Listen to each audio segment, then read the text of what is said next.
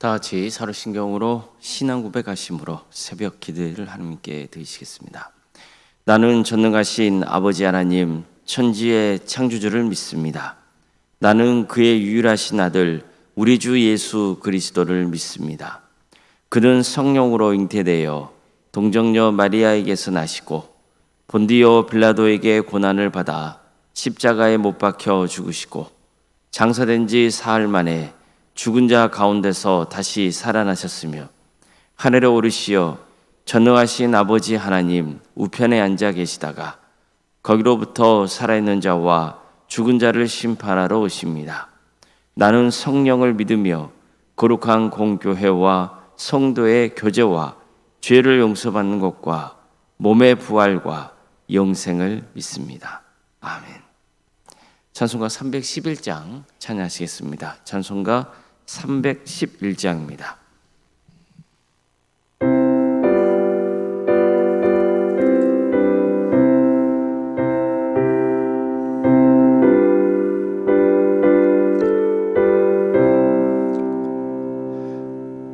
내 너를 위하여 온보 비 흘려 내 죄를 속하여 살 길을 주었다. 널 위해 몸을 주고마 너무 주느냐. 널 위해 몸을 주고마 너무 주느냐. 아버지 보좌와 그 영광 떠나서 밤 같은 세상에 난 백성 구하려 내 몸을 희생했건만 너무 원하느냐. 내 몸을 희생했건만 너무 원하느냐. 죄중에 빠져서 영주 누린 생을 구하여 주려고 나 피를 흘렸다. 내 죄를 대속했건만 너무 못하느냐. 내 죄를 대속했건만 너무 못하느냐. 한없는 용서와 참 사랑 가지고 세상에 내려와 값없이 주었다. 이것이 귀중하고만 너무 주느냐. 이것이 귀중하고만 너무 주느냐.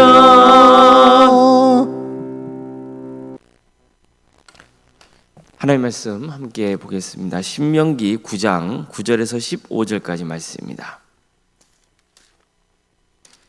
신명기 9장 9절에서 15절 말씀입니다.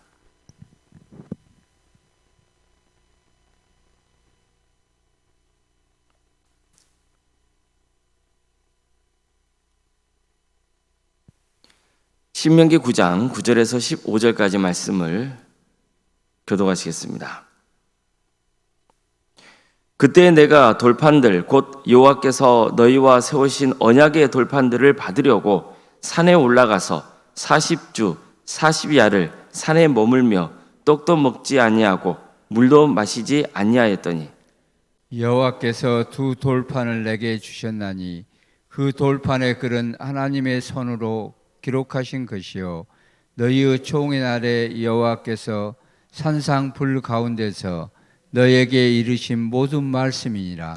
40주 40야를 지난 후에 여호와께서 내게 돌판 곧 언약의 두 돌판을 주시고 내게 이르시되 일어나 여기서 속히 내려가라.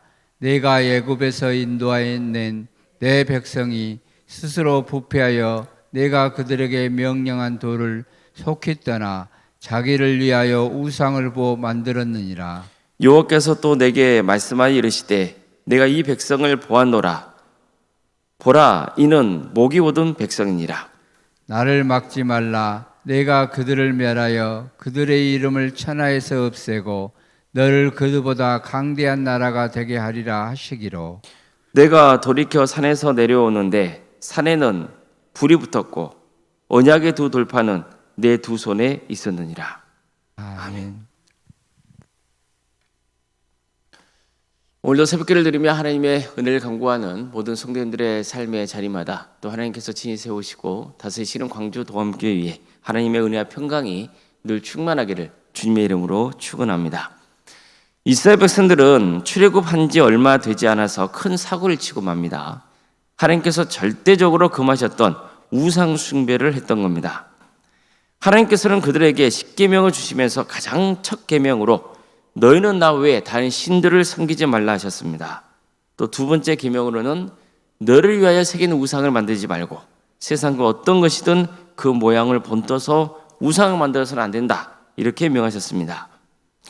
하지만 이스라엘 백성들은 모세가 시내 산으로 올라간 지 한참이 지나도 내려오지 않자 불안한 마음이 들어서 아론을 찾아갔고 우리를 인도할 신을 만들어 달라고 요구했던 겁니다. 자, 그럼 아론은 어떻게 해야 마땅합니까? 절대 안 된다고 해야죠. 하지만 그는 백성들에게 금고리를 가져오게 했습니다. 그리고는 그걸 녹여서 거푸집에 부어서 금송아지를 만듭니다. 그자 백성들은 이스라엘아, 이 신이 바로 너희를 애굽 땅에서 이끌어낸 너의 신이다. 이렇게 말하고 외쳤습니다. 아예 이튿날에는 백성들이 금송아지 앞에다가 번제와 화목제를 바치기까지 했습니다. 뿐만 아니라 그 곁에서 흥청거리며 뛰놀았습니다. 정말 어처구니 없는 일을 벌인 거죠. 한마디로 대형 사고를 친 겁니다. 모세는 40년 전에 시내산에 있었던 이 사건을 새로운 세대에게 들려주고 있습니다. 사실 이 일은요, 그들의 부모 세대가 저지른 거잖아요. 그렇지만 마치 새로운 세대가 이 일을 저지른 당사자인 것처럼 말씀을 전하고 있는 겁니다. 너희는 이미 시내산에서 주임을 노엽게 했고 이 때문에 하나님이 진노하셔서 너희를 멸하려 했다는 거죠. 이처럼 출애굽 세대가 저지른 일을 마치 새로운 세대가 저지른 일처럼 묘사하고 있는 것은 이스라엘이 단순히 혈연 공동체가 아니라 언약 공동체이기 때문입니다. 다시 말해서 그들의 부모 세대가 저지른 죄는 새로운 세대와 무관하다는 거에 무관하지 않다는 거예요. 무관하지 않다는 거죠. 실제로 출애굽 세대가 저지른 죄 때문에 그들의 자녀로 구성된 새로운 세대 역시 광야 생활을 해야 했습니다. 게다가 새로운 세대도 본질적으로는 부모 세대와 같은 성향을 가지고 있었습니다. 따라서 언제든지 그들도 우상 숭배의 유혹에 빠질 수 있었습니다. 한마디로 너희도 부모 세대와 마찬가지로 하나님 뜻에 불순종할 가능성이 충분히 있다는 겁니다. 남의 이야기가 아니라는 거죠. 너도 출애굽 세대와 마찬가지로 우상 숭배할 수 있으니 늘 조심해야 한다는 뜻에서 이렇게 전한 겁니다. 사실 새로운 세대가 가나안 땅에 들어가게 된 것은 그대의 부모 세대보다 더 낫기 때문이 아닙니다. 의로서가 아니에요. 하나님이 그들의 조상인 아브라함, 이삭, 야곱에게 내 후손에게 가나안 땅을 주겠다고 약속하셨기 때문에 새로운 세대가 가나안 땅을 정복하게 해주시는 겁니다. 그러니 모세가 전한 설교를 들을 때 그 새로운 세대는 어떤 자세로 들어야겠습니까? 겸손한 마음으로 들어야죠. 나도 부모 세대처럼 우상 숭배를 저질 수 있기 때문에 경각심을 가지고 들어야지, 이런 마음을 품어야 되는 거예요. 우리는 부모 세대와 다르다, 그렇게 착각하거나 교만해서는 안 된다는 겁니다. 모세는 이런 점을 염두에 두고 마치 40년 전에 있었던 일을 최근에 일어난 일인 것처럼, 그것도 새로운 세대가 저지른 일인 것처럼 묘사하고 있는 겁니다. 모세는 당시 상황이 어땠는지에 대해서 좀 더 구체적으로 새로운 세대에게 전하고 있습니다. 이 일로 가장 큰 문제가 생겼다는 것도 밝히고 있어요. 금송아 우사 사건을 통해서 가장 큰 문제는 뭐였을까요? 하나님이 크게 진노하셨다는 거예요. 모세는 시내산에 올라가서 하나님이 직접 2개의 돌판에 새겨주신 십계명을 받습니다. 이제 내려가서 백성들에게 십계명을 상기시키고 가르치면 될 일이에요. 그런데 하나님께서는 그에게 급히 산에 내려가서 그들이 어떤 짓을 저지고 있는지를 보라 하셨습니다. 애굽에서 이끌어낸 너의 백성이 타락해서 내가 명한 길에서 이미 떠났고 자기들이 섬길 우상을 만들었다고 했습니다. 이제 하나님은요, 금송아지 우상 숭배를 자행하고 있는 이스라엘 백성들을 나의 백성이라 하지 않으셨어요. 누구의 백성이라 그랬어요? 너의 백성이라 했어요. 모세의 백성이라는 거예요. 이렇게 말씀합니다. 여기서 속히 내려가라. 내가 애굽에서 인도하여낸 너의 백성이 스스로 부패하여 내가 그들에게 명령한 돌을 속히 떠나 자기를 위하여 우상을 부어 만드느니라. 나의 백성이라 하지 않죠. 누구의 백성이에요? 너의 백성이라는 거예요. 모세의 백성이라는 거예요. 모세가 애굽에서 인도해낸 백성이라 했어요. 또 모세의 백성이 스스로 부패했다 했어요. 모세는 하나님께서 이렇게 말씀하시는 게 얼마나 심각한 상황인지를 간파했습니다. 이것은 한마디로 하나님께서 이스라엘과 맺은 언약을 깨뜨리겠다는 뜻을 밝히고 있는 거라는 걸 알았던 거죠. 사실은 이스라엘이 먼저 언약을 깬 겁니다. 그러나 하나님께서는 이들과 이별하기로 결단하셨다는 것을 모세는 알게 된 거예요. 그러면 이스라엘은 어떻게 되는 겁니까? 전멸당하는 겁니다. 끝나는 거예요.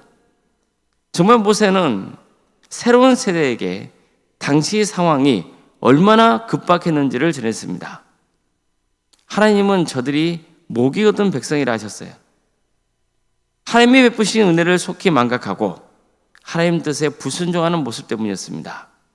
그래서 하나님은 저들을 멸망시키고 모세의 후손을 통해서 새로운 민족을 일으키려고 하셨던 거죠.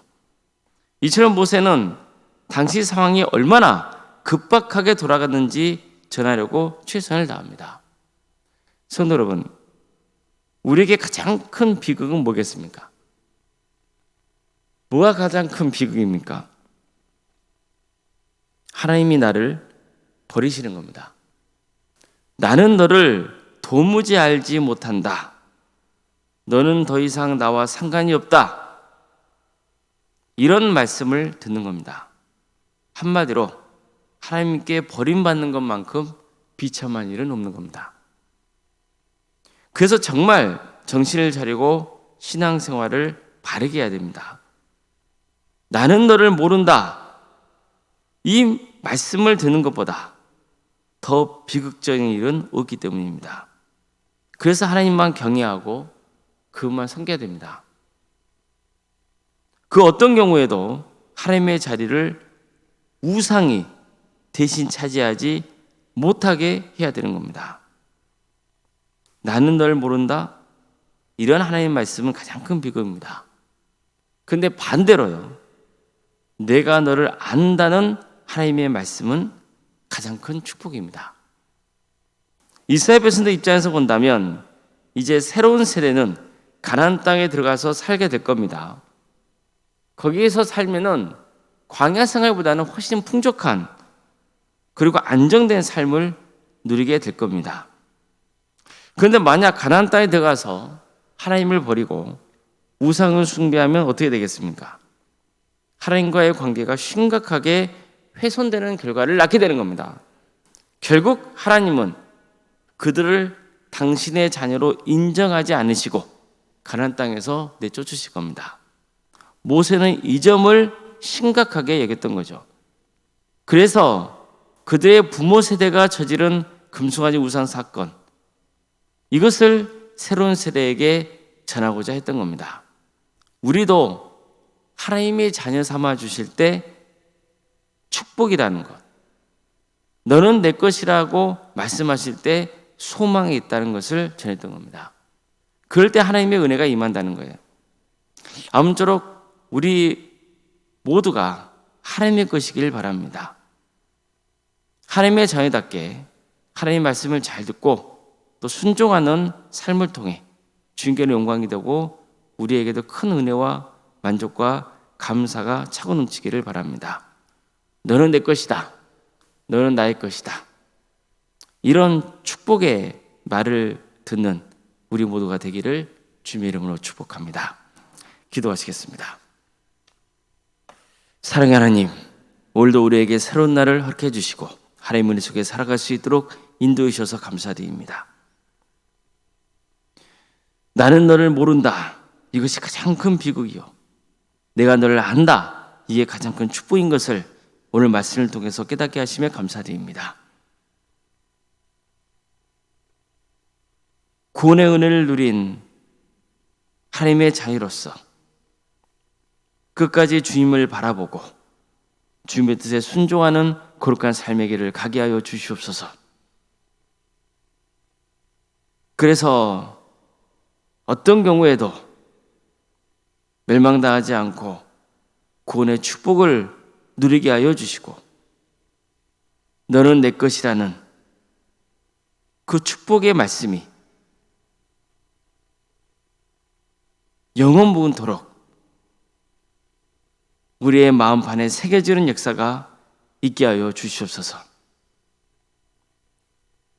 광주 도함교회를 세워주시고 지금까지 지켜주신 그 크신 은혜에 감사를 드립니다. 주님, 하나님의 역사로 신앙의 명가를 세워가고 예수님의 말씀으로 인재를 양성하고 성령님의 능력으로 선한 영향을 끼치는 거룩한 공동체 되게 하여 주시옵소서. 늘 하나님을 경외하고 또 사랑하며 주님을 두려워하는 마음을 품게 인도하여 주시고 그래서 나의 뜻이 아닌 하나님의 뜻을, 나의 영광이 아닌 하나님의 영광을 구하는 복된 삶을 살게 하여 주시옵소서. 그래서 우리 교회가 주님께 영광이 되고 기쁨이 되는 거룩한 공동체가 되게 하여 주시옵소서.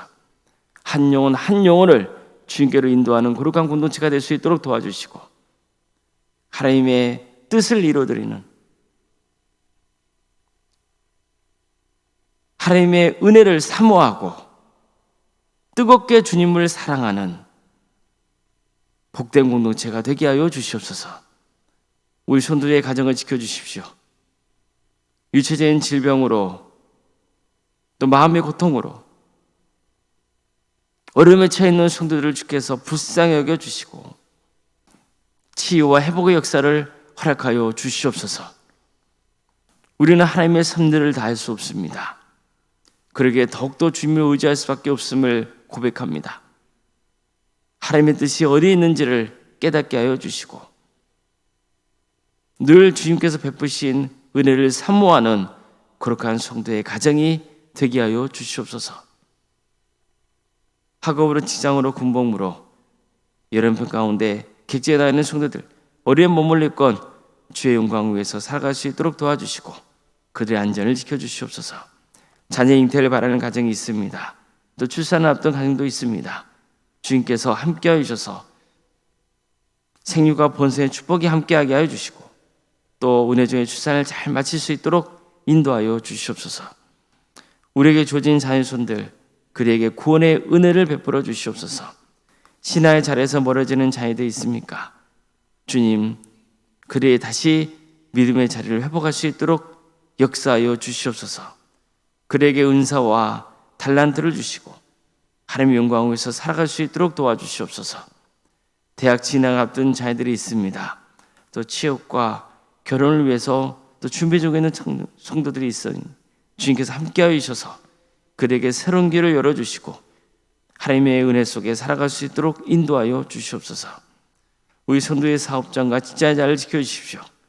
하나님의 기업이 되어주시고 우리 성도들이 머무는 자리가 하나님의 축복이 임하는 복된 자리가 되게 하여 주시옵소서. 우리 교회 여러 부서를 가심에 감사드립니다.